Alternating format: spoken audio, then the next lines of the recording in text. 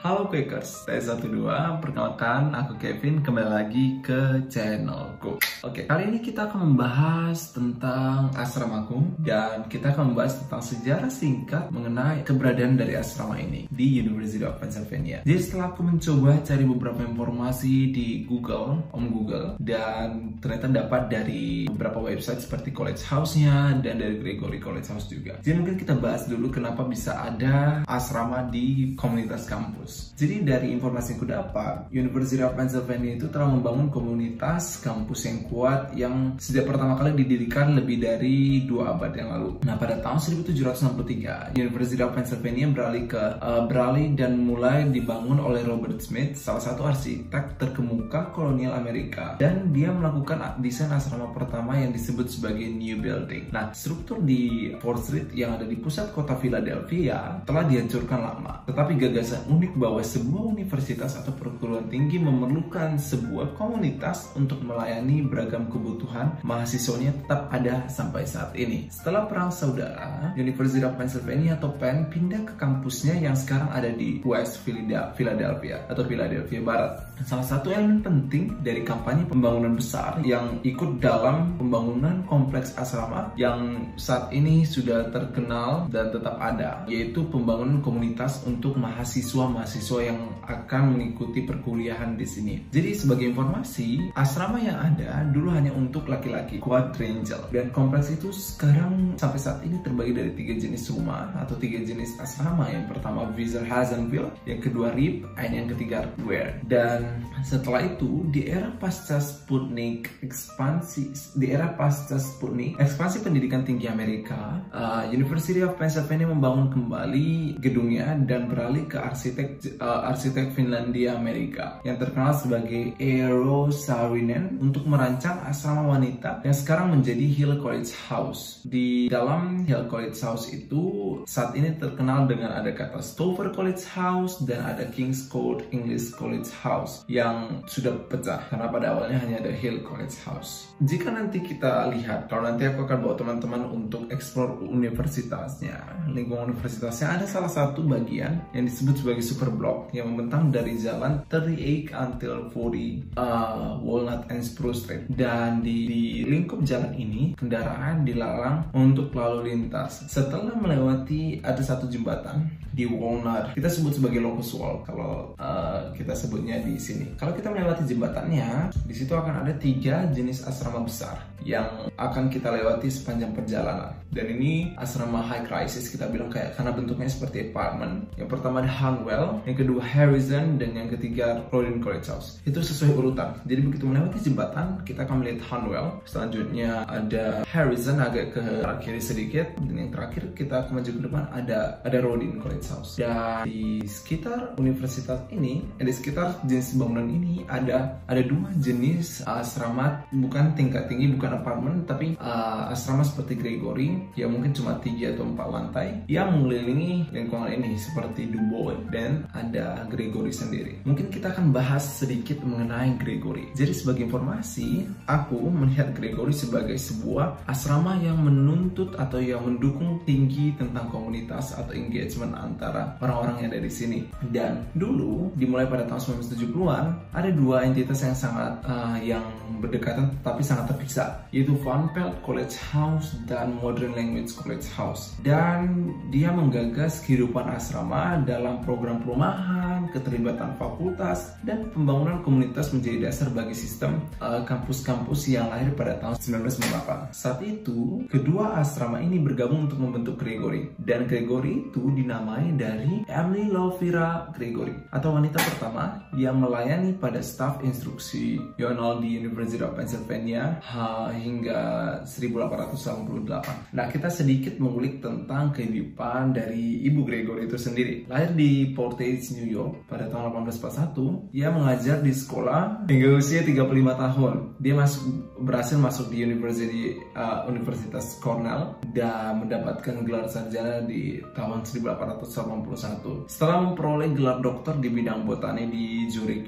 dan dia mengambil posisi pengajar di Departemen Biologi di University of Pennsylvania. Dengan demikian, ia menjadi anggota fakultas wanita pertama serta salah satu orang paling awal yang memberikan pengajaran di perguruan tinggi manapun. Dia diangkat menjadi dosen di Barnard College pada tahun kedua keberadaannya di situ, dan dia berperan aktif dalam memperjuangkan tujuan mahasiswa pasca sarjana dan mendorong asisten laboratorium dengan membayar mereka dengan upahnya sendiri. Dia meninggal pada umur 56 tahun dan 2 tahun setelah menjadi profesor wanita pertama di Barnard College. Jadi Gregory itu diambil dari nama perempuan, nama ibu hebat ini, nama this lady's name Emily Gregory. Kalau teman-teman lihat, Gregory itu ada simbol, ada gambar di sini, simbol yang seperti singa, dua singa, dan ada semacam pohon di sana. Jadi kita akan bahas soal simbol itu sendiri. Ada Daniel Granville and Mines Patel yang merancang lambang yang menggambarkan sepasang singa yang merajalela atau yang kuat di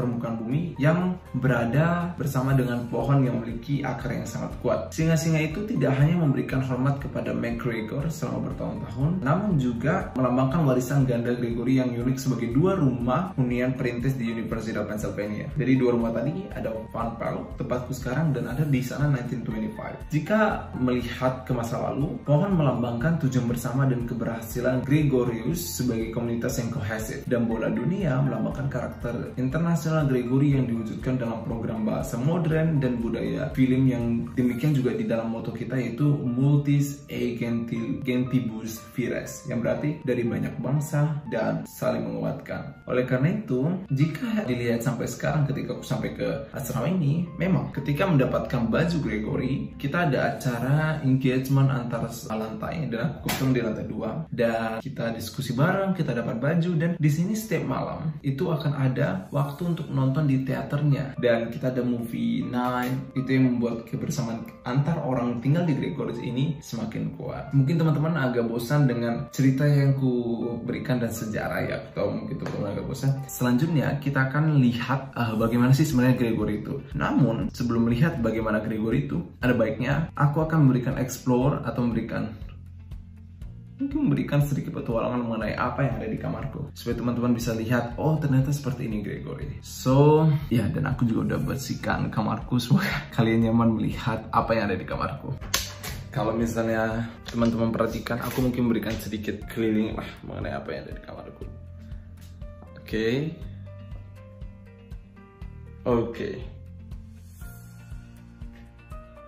Kita akan langsung explore apa aja yang ada di kamarku. Jadi, for your information, ini kamar single. Karena ada single bed, hanya ada single bed. Karena di beberapa asrama, ada yang dia dalam satu ruangan itu ada 2 orang gitu. Meskipun bednya akan jauh lebih besar dan jauh lebih fancy, tapi kebetulan aku suka private space dimana yaudah untukku sendiri gitu. Tapi untuk beberapa orang mungkin mereka lebih prefer untuk bareng-bareng gitu. Tapi aku lebih suka private space. Kita akan mulai explore mungkin dari wardrobe-nya, lemarinya. Jadi lemarinya ini sistemnya kayak 2 pintu gitu. Dan kalau misalnya aku menjauh itu agak gede dari atas sampai bawah.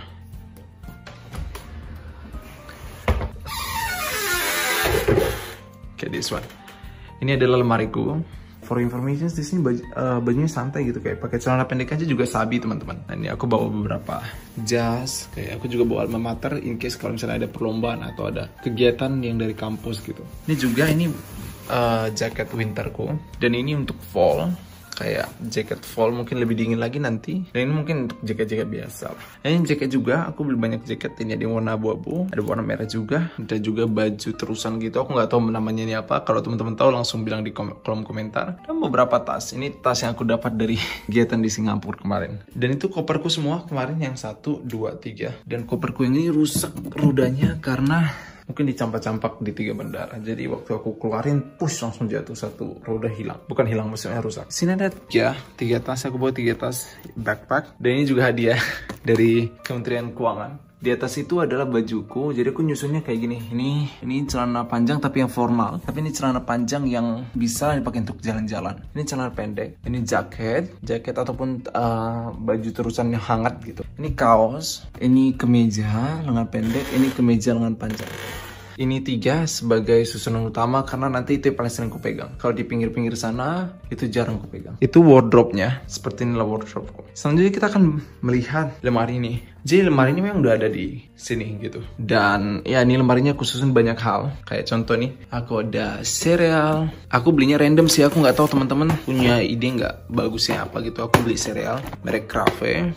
Aku juga beli sereal merek Coco Pebbles. I'm not sure, kayak aku suka coklat dan suka manis. Jadi aku langsung directly took everything from Walmart. Beberapa makanan dari Indo kayak bonbon Kopiko, mie sedap tuh beberapa rasa. Dan aku beli ini botol plastik. Beli ini supaya nanti begitu aku pakai, aku bisa pakai 2-3 kali, habis itu buang gitu. Ini jauh lebih murah, ini cuma $2 mungkin. So lebih murah daripada beli gelas kaca gitu. Dan ini aku ada piring plastik juga karena menurutku kayak yaudah nggak apa-apa beli aja daripada capek nyuci sabun lagi gitu. Tisu basah. Ini garam, berapa garam ada di sini? I don't know, tapi you guys, garamnya di sini. Topi ada odol di sana. Dan di rak paling atas ada deodoran, parfum, sendok, novel, tisu dari McD, jam tangan, dan ya beberapa barang yang kurang penting untuk disebutkan. Selanjutnya kita akan bahas meja belajar. Aku senang dengan kerapian dan keberadaan meja belajarku sendiri, meskipun sering nggak rapi, tapi kayak in some occasions aku akan rapikan gitu. Ini ada minum. Aku ngisinya dari luar dan itu gratis tapi safe gitu. Dan aku selalu pakai ini. Aku bilangnya apa ya? Botol ya, jeregen ya? Gak tahu. Kalian bilangnya apa sih? Aku bilangnya jeregen. Aku isi setiap hari. Kalau misalnya udah habis, bawa ke kampus pakai botol minum ini. Aku nggak tahu kenapa aku ngambil pendet, karena itu yang paling murah mungkin. Aku belinya sekitar $12 dan itu paling murah teman-teman. Ini juga ada beberapa roti yang rencananya aku mau makan setiap pagi, jadi aku taruh di sini. Hand sanitizer, ada pen card, ada handphone lagi, dan ini peralatan laptop, kamera, charger, dan ada lampu belajar. Aku senang dengan lampu belajarnya ini karena aku nggak repot makainya. Jadi matikan aja. Nih, bisa nyala. Mungkin teman-teman bisa lihat dari jauh mejanya. Dan ada rak juga. Ini ada buku. Ini buku catatanku selama di sini. Maaf, berantakan, tidak prepare. Ini buku aku beli yang langsung 5 mata kuliah gitu. Dan ini harganya sekitar $5 atau apa. Dan beberapa laci yang aku buat ini untuk barang elektronik, dan aku buat ini untuk dokumen-dokumen penting gitu. Ini mejaku, ini bangku yang kupakai. Seperti itu teman-teman bisa lihat dari jauh nih. Oke, selama aku naik pesawat aku rasa pegal. Ini power bank, harusnya power bank di sini, Kevin. Power bank di meja. Jadi itu bantal. Ini AC, air conditioner. Dan di sini kalau mau nyalakan tinggal dorong ke belakang, buka tulisannya. Kita bisa nyalakan kayak nyalakan, nyala, dan aku matikan aja. Control off seperti itu. Dan ini air conditioner segede ini teman-teman, gede banget kan. Dan itu dekat jendela. One thing yang aku paling suka dari kamar ini yaitu jendelanya, bagus banget penampakannya. Tapi ini bisa kelihatan dari luar teman-teman, makanya aku tutup pakai ini tirainya. Aku tutup. Kalau misalnya ditutup, teman-teman bisa lihat lumayan blur lah. Dan ini kita buka lagi. Nih, ini setiap hari yang aku lihat gitu. Dekat lampu merah di sana ada Allegro Pizza, ada Copa Banana, ada Fraternity House nih. Jadi itu P, simbol P, kappa, psi. Dan ini parkiran, dan ini biasanya tempat orang jalan sampai ke sana gitu. Itu dia pemandanganku setiap hari. Selanjutnya, ini area tempat tidur. Aku coba mundur.